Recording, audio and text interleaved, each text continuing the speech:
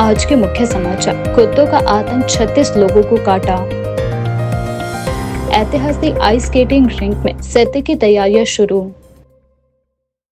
शिमला में अखिल भारतीय जनवादी महिला समिति का प्रदर्शन। 10,000 मेधावियों को सरकार देगी इलेक्ट्रॉनिक गैजेट्स के कूपन। षड्यंत्रकारियों को बख्शा नहीं जाएगा, प्रधानमंत्री नरेंद्र मोदी। बिरसा मुंडा की 150वीं जयंती पर 15 नवंबर को प्रदेश भर में होंगे भव्य सम्मेलन। शिमला में टैक्सी ऑपरेटरों में नाराजगी। विस्फोट के बाद हिमाचल में बढ़ाई गई चौकसी। शिमला के प्रसिद्ध जाखू हनुमान मंदिर में उमड़ी श्रद्धा।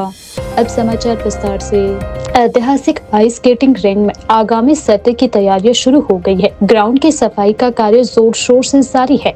रिंग को समतल करने के बाद यहां पानी का छिड़काव किया जाएगा ताकि प्राकृतिक रूप से बर्फ की परत जम सके। रिंग के एक हिस्से में निर्माण सामग्री पड़ी हुई है। ऐसे में आइस स्केटिंग क्लब के प्रबंधन ने संबंधित विभाग से आग्रह किया है कि इस सामग्री को जल्द से जल्द हटाया जाए ताकि पूरे मैदान का उपयोग सत्र के दौरान किया जा सके। क्लब के सचिव रजत मल्होत्रा ने बताया कि all weather ice skating rink बनाने की योजना अभी सिरे तक नहीं चढ़ पाई है।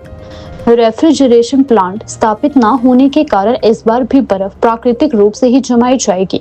उन्होंने कहा कि मौसम अनुकूल रहने पर दिसंबर माह के पहले सप्ताह से आइस स्केटिंग सत्र शुरू करने की तैयारी की जा रही है। रजत मल्होत्रा ने बताया कि ग्राउंड की सफाई शुरू कर दी गई है। आगामी दिनों में इसे समतल कर पानी का छिड़काव किया जाएगा। उन्होंने उम्मीद जताई है कि इस बार पिछले वर्षों की तुलना में अधिक आइस स्केटिंग सत्र आयोजित किए जाएंगे। नमस्कार, मेरा नाम रजत मल्होत्रा है। मैं शिमला आइस स्केटिंग क्लब में सेक्रेटरी हूँ और जैसे कि अब विंटर सीज़न शुरू हो गया है तो हमने ग्राउंड की प्रिपरेशन शुरू कर दी है। ग्राउंड को मेंटेन करना हम शुरू कर चुके हैं और सफाई शुरू हो गई है। कुछ ही दिनों में यहाँ पर लेवलिंग का काम शुरू हो जाएगा और पूरा ग्राउंड जैसे ही लेवल होगा उसके बाद हम बोर्ड्स लगाने के साथ साथ और वाटरिंग भी शुरू कर देंगे, पानी डालना शुरू करेंगे। और जिस हिसाब से मौसम चल रहा है, अगर सर्दी इसी तरह से कंटिन्यू रहती है तो हमारा आइडिया है कि दिसंबर की फर्स्ट वीक में हम ट्रायल सेशन दे पाएंगे। और जैसे ही क्योंकि हम जब पानी देना शुरू करते हैं तो उसी के साथ 3-4 दिन तो ग्राउंड में पानी रसता है, उसके बाद ही फर्स्ट लेयर बननी शुरू होती है। तो ये 1 हफ्ते का प्रोसेस है आइस बनाने का। उसके बाद जैसे जैसे स्केटिंग होती रहेगी आइस उतनी ही थिक होती रहेगी। तो wish you all a very happy skating season और होपफुली इस साल स्केटिंग सीज़न अच्छा जाएगा। Thank you.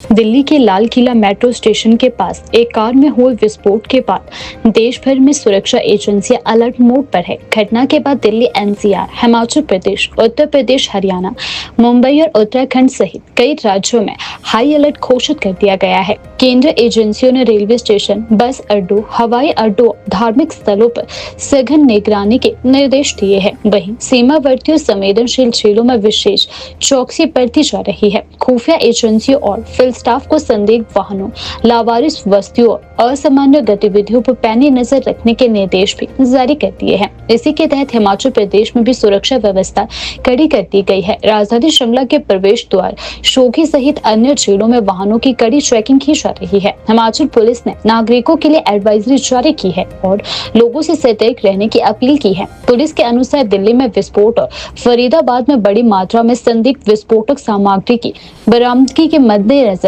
प्रदेश में सुरक्षा बढ़ा दी गई है। हालांकि पुलिस ने स्पष्ट किया है कि घबराने की कोई आवश्यकता नहीं है, लेकिन जनता की सतर्कता और सहयोग से ही सुरक्षा व्यवस्था को मजबूत किया जा सकता है। हिमाचल पुलिस द्वारा जारी एडवाइजरी में नागरिकों से निम्न सुझावों का पालन करने की अपील भी की गई है। किसी भी संदिग्ध वस्तु, बैग या वाहन की जानकारी तुरंत नजदीकी पुलिस थाने या 112 नंबर पर दे। भीड़भाड़ वाले और संवेदनशील इलाकों में सतर्क रहे और पुलिस की सुरक्षा जांच में सहयोग करे। सामुदायिक सतर्कता बढ़ाए और अपने आसपास के माहौल पर नजर रखे। पुलिस ने नागरिकों से कहा है कि किसी भी संदिग्ध गतिविधि के समय पर सूचना देना सभी की सुरक्षा के लिए अत्यंत महत्वपूर्ण है। प्रदेश में सुरक्षा एजेंसियां लगातार निगरानी में है और किसी भी अप्रिय घटना से निपटने के लिए पूरी तरह तैयार है। राजधानी शिमला में लावारिस कुत्तों के हमलों से दहशत फैल गई। रविवार को शहर के विभिन्न इलाकों में 36 लोगों को आवारा कुत्तों ने काट खाया, जिसके बाद शहरवासियों में हड़कंप मच गया। घायलों को उपचार और टीकाकरण के लिए बड़ी संख्या में डीडीयू अस्पताल पहुंचना पड़ा, जहां दिन भर लोगों की भीड़ लगी रही। अस्पताल प्रशासन के अनुसार सुबह 10 बजे से लेकर दोपहर 1 बजे तक दर्जनों लोग एंटी रैबिस टीका लगवाने के लिए अस्पताल पहुंचे। सभी का इलाज होने के बाद सभी को तुरंत टीके और आवश्यक दवाइयां दी गई। गंभीर रूप से घायल लोगों को प्राथमिक उपचार के बाद दवाइयां और परामर्श प्रदान किया गया है। लावारिस कुत्तों के हमलों के मामले सबसे अधिक सब्जी मंडी, टूटू, चक्कर और बालूगंज क्षेत्र से सामने आए हैं। स्थानीय लोगों के अनुसार इन इलाकों में आवारा कुत्तों के झुंड खुलेआम घूम रहे हैं और अक्सर रात चलते लोगों, विशेषकर स्कूली बच्चों और बुजुर्गों पर झपट पड़ते हैं। शनिवार रात को भी एक युवक पर हमला हुआ है जब वह सब्जी मंडी में फल खरीदने गया था। कुत्तों के झुंड ने युवक की टांग पर हमला कर दिया, जिसके बाद उसे उपचार के लिए डीडीयू अस्पताल लाया गया। रविवार को इसी तरह के कई अन्य मामले सामने आए, जिससे लोगों में भय और आक्रोश दोनों है। शहर के मॉल रोड, रिज मैदान, छोटा शिमला, कुसुमटी, पंथा घाटी, टूटू, बालूगंज, चक्कर, टूटीकंडी, न्यू शिमला और विकास नगर सहित आसपास के क्षेत्रों में बड़ी संख्या में लावारिस कुत्ते घूमते देखे जा रहे हैं। स्थानीय निवासियों का कहना है कि इन कुत्तों के डर से बच्चे अकेले स्कूल नहीं जा पाते हैं, जबकि सुबह और शाम के समय राहगीरों को उनसे बचने के लिए रास्ता बदलना पड़ता है। निवासियों ने शिमला नगर निगम से मांग की है कि वो जल्द से जल्द इन लावारिस कुत्तों को पकड़ने के लिए ठोस कदम उठाए। लोगों का कहना है कि भीड़भाड़ वाले इलाकों से इन कुत्तों को हटाकर सुरक्षित स्थान पर रखा जाए, ताकि किसी बड़ी दुर्घटना से बचा जा सके। सोमवार देर शाम राजधानी दिल्ली के लाल किले के निकट एक कार में हुए भीषण विस्फोट ने पूरे इलाके में दहशत फैला दी।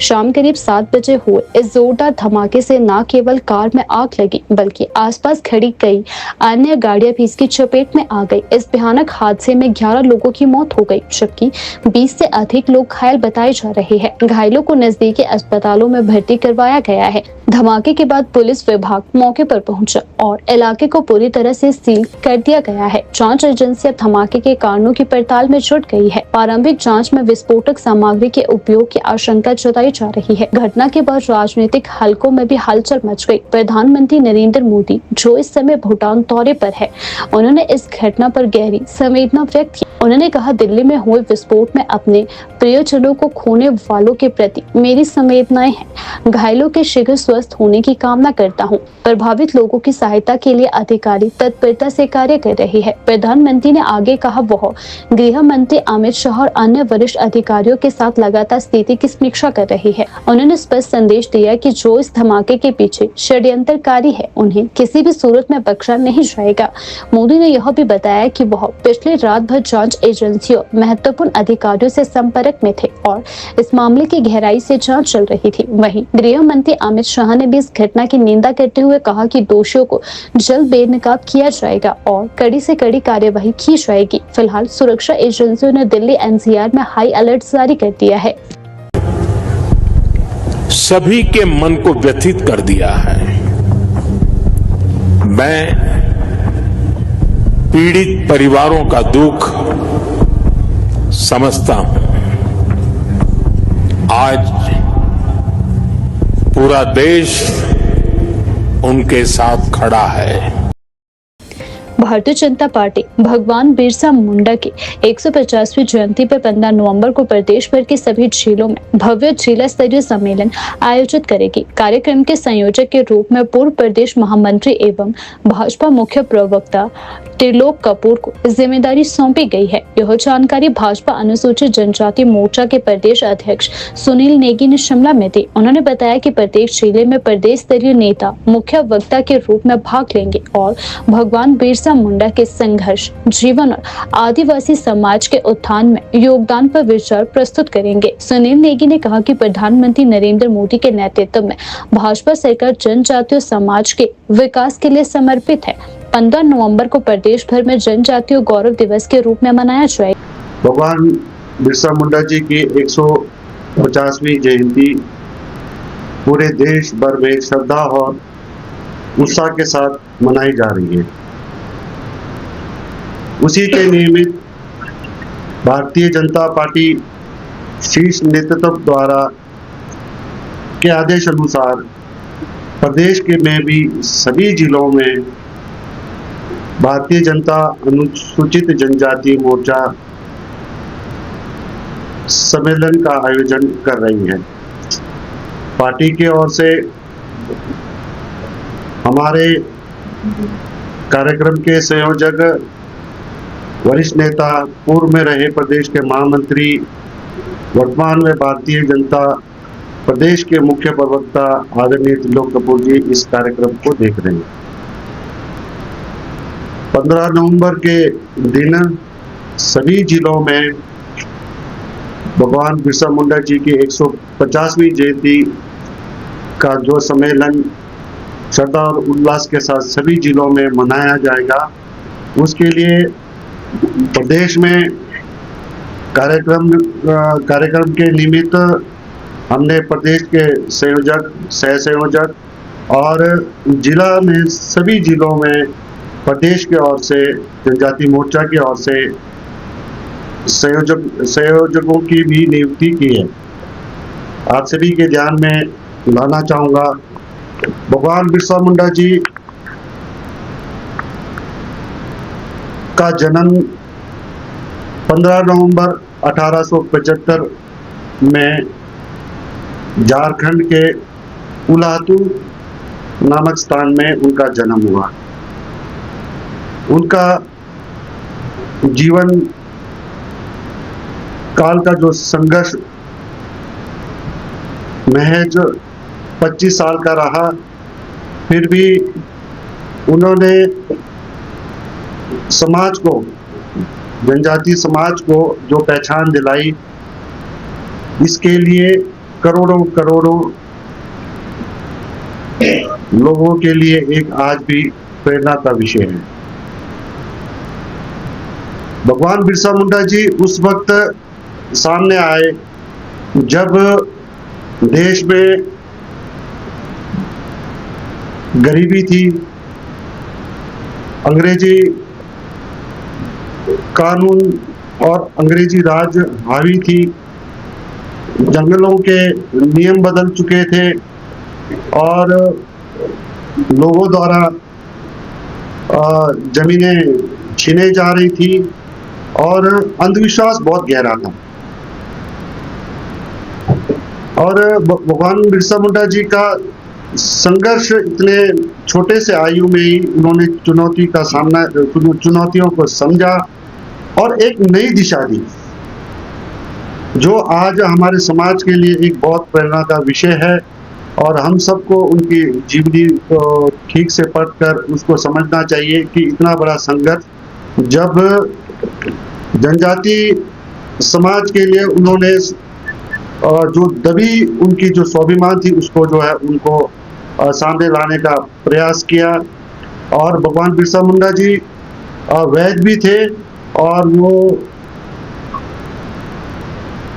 बहुत संघर्षशाली भी थे। और हम जनजाति मोर्चा के लिए बहुत 15 नवंबर का दिन जो है जनजाति गौरव दिवस के रूप में सभी जिलों पर हम मनाने जा रहे हैं। हिमाचल प्रदेश सरकार अपने 3 साल के कार्यकाल के उपलक्ष्य में राज्य के 10,000 मेधावी विद्यार्थियों को सम्मानित करने जा रही है। सरकार इन विद्यार्थियों को 16 हजार रुपए मूल्य के इलेक्ट्रॉनिक गैजेट्स कूपन देगी, जिसके माध्यम से वे अपनी पसंद का लैपटॉप, टैबलेट या अन्य डिवाइस खरीद सकेंगे। योजना का शुभारंभ 11 दिसंबर को किया जाएगा। शिक्षा विभाग ने योजना की रूपरेखा तैयार कर ली है और इसके शुभारंभ के लिए मुख्यमंत्री सुखविंदर सिंह सुक्खू से समय मांगा गया है। इस योजना के तहत 10वीं, 12वीं और कॉलेज स्तर पर शैक्षणिक सत्र 2022-23 की मेरिट सूची में शामिल विद्यार्थियों को यह पुरस्कार मिलेगा। सरकार ने इस बार योजना में बड़ा बदलाव किया है। पहले जहां सरकार सीधे लैपटॉप या टैबलेट खरीद कर देती थी, वहीं अब विद्यार्थियों को कूपन दिए जाएंगे, जिनसे वे चयनित कंपनियों की बास्केट में से अपनी पसंद का गैजेट खरीद सकेंगे। विद्यार्थी चाहे तो 16 हजार रुपए के कूपन के साथ अपनी राशि जोड़कर महंगा उपकरण भी खरीद पाएंगे। राज्य इलेक्ट्रॉनिक कॉर्पोरेशन ने कई कंपनियों का चयन भी कर लिया है। योजना में पारदर्शिता सुनिश्चित करने के लिए एक ऑनलाइन पोर्टल भी बनाया गया है। विद्यार्थी इस पोर्टल पर आवेदन कर अपनी जानकारी अपलोड करेंगे और पसंद का गैजेट चुन सकेंगे। इसके बाद चयनित कंपनी सामान को सीधे विद्यार्थियों के घर तक पहुंचाएगी। गौरतलब है कि इस योजना की शुरुआत वर्ष 2007 में तत्कालीन मुख्यमंत्री प्रेम कुमार धूमल ने की थी। बाद में वीरभद्र सिंह सरकार ने 2012 में इसे जारी रखते हुए विद्यार्थियों की संख्या बढ़ाई। जयराम ठाकुर सरकार 2017 के समय योजना कुछ समय के लिए अटकी रही, पर बाद में फिर लागू हुई। अब मुख्यमंत्री सुक्खू ने इसे कूपन आधारित पारदर्शी स्वरूप में परिवर्तित कर दिया है। सरकार का कहना है कि इस योजना से न केवल विद्यार्थियों को डिजिटल शिक्षा में सहायता मिलेगी, बल्कि यह कदम शिक्षा में तकनीकी सशक्तिकरण की दिशा में बड़ा कदम साबित होगा। प्रदेश में महिलाओं और बच्चों के खिलाफ बढ़ती हिंसा को लेकर अखिल भारतीय जनवादी महिला समिति ने आज शिमला के शेरे पंजाब चौक पर जोरदार प्रदर्शन किया। समिति की राज्य महासचिव फाल्मा चौहान के नेतृत्व में बड़ी संख्या में महिलाओं ने भाग लिया और सरकार से ऐसे मामलों पर कड़ी कार्यवाही की मांग की। फाल्मा चौहान ने मीडिया से बातचीत में कहा कि हिमाचल प्रदेश में महिलाओं और बच्चों पर अत्याचार और हिंसा के मामले लगातार बढ़ रहे हैं, जिससे समाज में असुरक्षा की भावना बढ़ रही है। उन्होंने कहा कि महिलाओं को अपने घरों से बाहर निकलकर सड़कों पर उतरना पड़ रहा है, क्योंकि अब चुप रहना अन्याय को बढ़ावा देना होगा। महिला समिति की महासचिव ने कहा कि सरकार और प्रशासन को चाहिए कि वह महिलाओं की सुरक्षा के लिए ठोस कदम उठाए और अपराधियों के खिलाफ कड़ी सजा सुनिश्चित करे। उन्होंने कहा कि राज्य में कई ऐसे मामले सामने आए हैं जिनमें बच्चियों और महिलाओं के साथ अमानवीय व्यवहार किया गया है, लेकिन अधिकांश मामलों में कार्यवाही धीमी रही है। फाल्मा चौहान ने कहा कि समिति पूरे प्रदेश में जागरूकता अभियान चलाएगी ताकि महिलाएं अपने अधिकारों के प्रति सजग हो और हिंसा के खिलाफ आवाज उठा सके। उन्होंने चेतावनी दी है कि यदि सरकार ने शीघ्र ठोस कदम नहीं उठाए तो संगठन राज्यव्यापी आंदोलन करेगा। महिला समिति जिंदाबाद, जिंदाबाद, जिंदाबाद। शोषण नहीं सहेंगे, नहीं सहेंगे, नहीं सहेंगे। शोषण नहीं सहेंगे, नहीं सहेंगे, नहीं सहेंगे। आपदा में वही जमीन के बदले जमीन देनी होगी, देनी होगी, देनी होगी। दलितों पर हमले नहीं चलेंगे, नहीं चलेंगे, नहीं चलेंगे। दलितों के ऊपर हमले नहीं चलेंगे, नहीं चलेंगे, नहीं चलेंगे। हाँ, मेरा नाम फाल्मा चौहान, अखिल भारतीय जनवादी महिला समिति हिमाचल प्रदेश राज्य कमेटी महासचिव। हाँ, जैसे आप सब लोग जानते हैं, पिछले 2-3 महीनों से हिमाचल प्रदेश में व देश में आप लोग देख रहे हैं किस तरह से बच्चों के ऊपर हमले और महिलाओं के ऊपर जो हमले वो लगातार बढ़ रहे हैं। आपने देखा कि छोटे बच्चों के साथ जो हिंसा हो रही है, वो चाहे रोडू का केस हो, चाहे दूसरा रोडू का केस हो, चाहे अन्य हिस्से में हिमाचल प्रदेश के हो, बच्चों के छोटे बच्चों के साथ चाहे यौन हिंसा हो, चाहे शारीरिक हिंसा हो, बच्चों के साथ बहुत ज़्यादा हिंसा बढ़ी है। और उसके साथ साथ महिलाओं के साथ वो भी आप लोग जानते हैं कि भारतीय जनता पार्टी के जो नेता लोग हैं वो किस तरह से इसमें संलिप्त है। आप देख रहे हैं अभी चुराहा विधानसभा क्षेत्र का मामला कि किस तरह छोटी बच्ची के साथ उन्होंने दुष्कर्म किया और फिर डराने धमकाने की कोशिश की, और पिछले साल भी उस लड़की का बयान बदलवाने के लिए उनको यहाँ पर लाया गया और उनका जो बयान है वो बदला गया और उनको घर जलाने की उनकी धमकी दी गई। और उसके साथ साथ आप लोग देख रहे हैं कि दलित महिलाओं के ऊपर किस तरह के हमले बढ़ रहे हैं। कुल्लू के सेंज घाटी में आप लोगों ने देखा कि किस तरह से वो महिला के साथ जो बलात्कार किया और उसकी निर्मम हत्या हुई, और उसके बाद जो दलितों के साथ जो अत्याचार है, कुल्लू में तहसीलदार के साथ जो मजिस्ट्रेट ड्यूटी थे, तहसीलदार जो थे अपनी उस पे करते थे, किस तरह से उनको प्रताड़ित किया गया वहाँ पर जनसमूह के द्वारा। तो इन सारी चीज़ों के खिलाफ और ये बच्चों के ऊपर हिंसा और महिलाओं के ऊपर जो हिंसा बढ़ रही है, इसके खिलाफ आज जनवादी महिला समिति का जो 13वें अखिल भारतीय जनवादी महिला समिति के सम्मेलन के उपलक्ष्य पर हम लोग आज ये विरोध प्रदर्शन कर रहे हैं। कभी कहाँ से देखिए, अभी यहाँ पर हम लोग इकट्ठा हो रहे हैं और यहाँ से हम लोग डीसी ऑफिस तक जाएंगे और वहाँ से हम लोगों का जो सम्मेलन होगा वो शुरू होगा हमारा कालीबाड़ी। राजधानी में टैक्सी ऑपरेटर वेलफेयर सोसाइटी ने आज एक अहम मुद्दा उठाते हुए प्रशासन से प्राइवेट बसों पर कार्यवाही की मांग की है। संगठन का कहना है कि कई प्राइवेट बसें रूट परमिट पर चलने के बावजूद टूरिस्ट ट्रांसपोर्ट का कार्य कर रही है, जिससे टैक्सी व्यवसाय बुरी तरह से प्रभावित हो रहा है। कच्ची घाटी टैक्सी यूनियन के प्रधान महेंद्र ठाकुर ने कहा कि टैक्सी ऑपरेटर पर्यटन सीजन में अपनी रोजी रोटी टैक्सी सेवाओं से कमाते हैं, लेकिन अब प्राइवेट बसें अनुचित रूप से पर्यटकों को ढो रही है, जिससे टैक्सी चालकों की आमदनी पर सीधा असर पड़ रहा है। उन्होंने कहा कि यह नियमों का उल्लंघन है और प्रशासन को इस पर सख्त कार्य करना चाहिए। वहीं आरटीओ टैक्सी यूनियन के प्रधान चमन ठाकुर ने कहा कि यह मामला बार बार प्रशासन के संज्ञान में लाया गया है, लेकिन अभी तक कोई ठोस कार्यवाही नहीं हुई है। उन्होंने चेतावनी दी है कि यदि जल्द ही अवैध रूप से टूरिस्ट ट्रांसपोर्ट का काम कर रही बसों पर रोक नहीं लगाई गई तो टैक्सी ऑपरेटर विरोध प्रदर्शन करने को मजबूर होंगे। टैक्सी यूनियन ने मांग की है कि प्रशासन तत्काल ऐसी बसों के परमिट की जांच करे और नियमों के तहत कार्यवाही सुनिश्चित करे।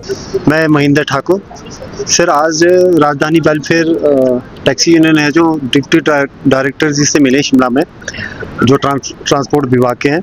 तो हमारा जो मेन मुद्दा था पिछले काफ़ी समय से, हमने पहले भी कई मरतबा पहले भी मिले, जो शिमला के अंदर जो प्राइवेट बसें हैं जो टूरिस्ट का काम कर रही है, जो रूट पे चलने वाली बसें हैं, तो आए दिन हमने उनकी पहले भी कंप्लेंट करी, लेकिन उसके ऊपर कोई भी कार्रवाई नहीं होती थी। तो आज हम उसी मुद्दे से हैं जो हम फिर मिले, तो आज हमें उन्होंने आश्वासन दिया कि उनके ऊपर हम कार्रवाई करेंगे, जबकि वो अनलीगल काम कर ही नहीं सकते, टूरिस्टों को ढो ही नहीं सकते, मतलब ले ही नहीं जा सकते। आए दिन देखना आपने प्राइवेट बसें कभी मनाली जा रही है, कभी कुफरी जा रही है, कभी यहाँ लोकल में भी वो टूरिस्ट को ढोने का काम कर रही है। तो जिसमें कि सीधा सीधा फ़र्क जो स्कूल के बच्चों को जो रूट पे बस चलती है, तो कहीं ना कहीं आम पब्लिक को भी परेशानी आती है जब उनको बसों में खड़े होकर जाना पड़ता है। जब बसें जो रूट पे बस नहीं चलेगी तो नेचुरली लोगों को भी परेशानी आएगी और कहीं ना कहीं हमारे काम में भी सीधा सीधा इम्पैक्ट पड़ रहा है इससे। वक्त ना जब जैसे टूरिस्ट सीजन चलता है तो 5-7-10 बसें जो आए दिन जो है टूरिस्टों को ढोती है। यदि आप अभी कच्ची घाटी के दायरे में जाएंगे तो आपको मिल जाएगी 1-2 बस, है ना। हम कोई कुफरी जा रहा है, कोई मॉल रोड आ रहा है, कोई लोकल साइट सीन कर रहे हैं। तो इस तरीके की हमारी मांग रही है आज, और हम चाहते हैं कि ये जो अपना काम करें, उनको जो गवर्नमेंट ने रूट परमिट दे रखे हैं तो ये अपना काम करें।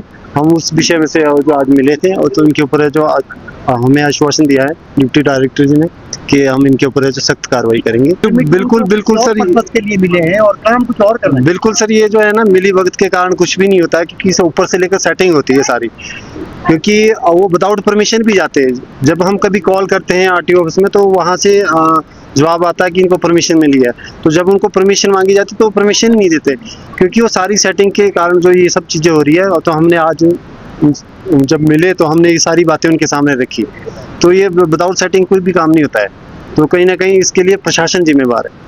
प्रमुख मांगे सर ऐसी है कि हम सरकार से भी निवेदन करना चाहते हैं कि क्योंकि पहले ही हमारा जो टूरिज्म सेक्टर है जो पिट चुका है, टूरिज्म इंडस्ट्री है जो पिट चुकी है, इसमें है जो लाखों लोग जो है इस कारोबार से जुड़े हैं। कोई होटल व्यवसायी है, टैक्सी ऑपरेटर है, कोई एडवेंचर वाला है, कोई घोड़े वाला है, मतलब हर एक आदमी जो इस लाखों परिवार है जो इस चीज़ से जुड़ा है। लेकिन दिन प्रतिदिन है जो हिमाचल के अंदर जो टूरिज्म जो इंडस्ट्री है जो पिटती जा रही है, तो इसके लिए कोई सरकार को ठोस कदम उठाने चाहिए और जो टूरिज्म प्लेस है उसको डेवलप करना चाहिए, ताकि यहाँ के जो बेरोजगार युवा है और जो ये इस कारोबार से जुड़े हुए जो लोग हैं वो अपना काम व्यवसाय आराम से अपनी रोजी रोटी कमा सके। कहीं ना कहीं सरकार की आर्थिक स्थिति भी मजबूत होगी और हम लोगों को भी बेनिफिट होगा। तो ये आरटी ऑफिस क्रॉसिंग के पास हमें जगह तो हमारी 2023 से केस चल रहा था। अभी 2023 से हमारी फाइल थी जो मेयर साहब के पास आई है और आज हम उनसे मिले तो उन्होंने हमें ऑर्डर कर रहे हैं कि आप वहाँ पे गुमटी बना सकते हैं या बना के देंगे, जो उसका रेंट फिक्स होगा। 2-3 बूथों के लिए भी, जैसे KNH हो गया और न्यू शिमला में है, और वहाँ पे हमें भी बेनिफिट दिया जाएगा बनाने के लिए। और जो गवर्नमेंट का रेंट होगा MC का, वो हम पेड करने के लिए तैयार है। उससे हमें क्योंकि एक ऑफिस मिल जाएगा गाड़ी खड़ी करने के लिए भी, क्योंकि हमें बहुत परेशानी है, हम बहुत 2023 से जूझ रहे हैं जी हमें बहुत मतलब पुलिस वाले आते हैं तो हमारा 1000-2000 का चालान कट जाता है, तो हमें भी एक निश्चित जगह अगर मिल जाएगी तो हमें बेनिफिट हो जाएगा, क्योंकि अभी आश्वासन दिया, बाकी भी जो यूनियन वाले हैं वो अपना अप्लाई करें, जिसके कागज आ गए उनको साहब ने बोल दिया है कि आपका काम हो जाए। मेरे सर थोड़ा सा एक चीज़ आपसे और कहना चाहता हूँ कि आप लोग भी जो है ना, मीडिया के जितने भी आप बंधु हैं, तो आप भी सरकार के समक्ष इस मुद्दे को उठाएं, क्योंकि हजारों लाखों लोग जो है इस व्यवसाय से जुड़े हैं। और यदि आप देखोगे पिछले 5 साल से जो टूरिज्म की बहुत खस्ता हालत है, इवन तक हमारी गाड़ियां जो है ना बैंक वाले उठा के ले जा रहे हैं, और कई लोग जो है इस कारोबार को छोड़ रहे हैं, चाहे होटल व्यवसायी है, हर एक आदमी जो इस टाइम है जो लॉस पे चल रहा है। तो इसीलिए हिमाचल गवर्नमेंट को चाहिए कि वो इस व्यवसाय को बचाने के लिए कुछ ना कुछ कदम उठाए। हिमाचल प्रदेश की राजधानी शिमला में स्थित प्रसिद्ध जाखू हनुमान मंदिर न केवल धार्मिक दृष्टि से बल्कि ऐतिहासिक और पौराणिक महत्व के कारण भी श्रद्धालुओं के लिए आकर्षण का केंद्र बना हुआ है।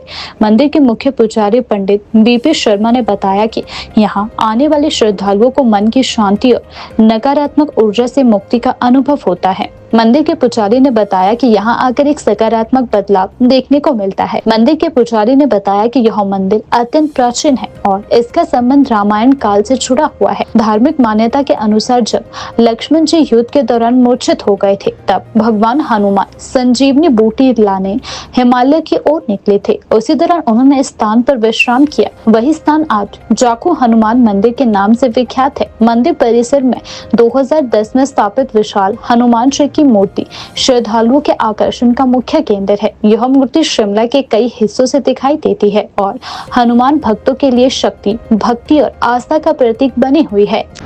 जी जय श्री राम। मेरा नाम बीपी शर्मा है, मुख्य पुजारी जाखू मंदिर हनुमान जाखू। जी जाखू मंदिर बहुत ही प्राचीन और ऐतिहासिक मंदिर है। ऐसी मान्यता जो त्रेता युग में लंका में राम और रावण का युद्ध हुआ था, तो लक्ष्मण जी मूर्छित हो गए थे। उसमें राम भक्त हनुमान जी उनकी प्राण रक्षा करने के लिए यहाँ पर संजीवनी बूटी लेने के लिए आए थे। जब वो आकाश मार्ग से आ रहे थे, उनकी दृष्टि यहाँ पर तपस्या लिए नहीं यक्ष ऋषि पड़े पड़े, कालांतरों से उनके नाम से ही जैसे भाषा के यक्ष याकू स्थान जाखू पड़ गया। और जो ऋषि यहाँ बैठे थे, हनुमान जी से बूटी का परिचय प्राप्त किया कि हनुमान संजीवनी बूटी कहाँ मिलेगी। तो जो ऋषि जी ने कहा कि ये बूटी आपको द्रोणागिरी पे मिलेगी। हनुमान जी बस समय का भाव था, अपने साथ प्राप्ति के लिए गलती से यहाँ पे द्रोणागिरी को चले गए। कुछ साथी उनके साथ आए थे, लेकिन सफर लंबा था, वो यहीं पे रह गए और थके हुए थे इसलिए निद्राग्रस्त हो गए, यहीं रह गए। हनुमान जी ने वापस में यहाँ से आने का वादा किया, लेकिन आगे वो काल नेमी के कुछ चक्कर में लेट हो गए और इसलिए वो यहाँ से नहीं आए और छोटे मार्ग से अयोध्या होते हुए वापस चले गए। तो ऋषि यहाँ पे थे, वो बड़े असमंजस में पड़ गए हनुमान जी यहाँ पे क्यों नहीं आए। तब हनुमान जी ने एक स्वयं मूर्ति से प्रकट हुई, उनके माध्यम से दर्शन दिए और न आने का कारण समय का अभाव बताया। जो मूर्ति उस टाइम प्रकट हुई थी, तो जो ऋषि यहाँ थे उन्होंने हनुमान जी की स्मृति को वर्तमान रखने के लिए उसमें इस मंदिर का यहाँ पे निर्माण किया था। इसकी कोई निश्चित तिथि नहीं है, लेकिन तब से ये मंदिर आज तक यहाँ विद्यमान है। यहाँ पे जो भी श्रद्धालु अपनी कामना आता है, उसकी हनुमान जी हर कामना पूर्ण करते हैं। इसलिए हनुमान जी के प्रति लोगों का बहुत लगाव है कि हनुमान जी का जो प्रभाव है चारों युगों में है। बाकी देवता जितने भी भगवान के अवतार वो एक एक युग में हैं, लेकिन हनुमान जी चारों युगों में है और हर जितनी व्यक्ति आती है उनकी सत्कामना होती है, हनुमान जी को पूर्ण करते हैं।